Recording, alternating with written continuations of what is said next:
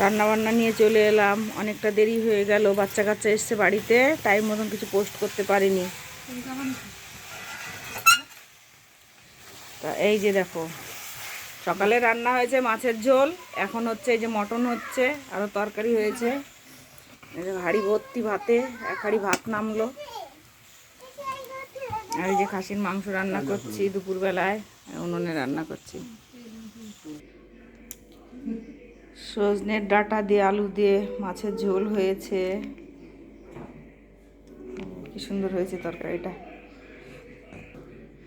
দেখো নিম বেগুন ভেজেছি ওটা, আর লঙ্কা দিয়ে টমেটোর টক। কে কে খাও বন্ধুরা? আমরা তো খাই লঙ্কা দিয়ে, চিনি দিয়েও খাই, লঙ্কা দিয়েও খাই।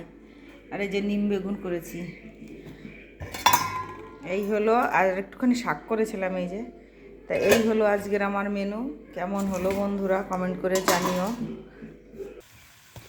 বেশ কষানো কমপ্লিট, এখন একটু ঝোল দিয়ে দিই, রাখছি বন্ধুরা।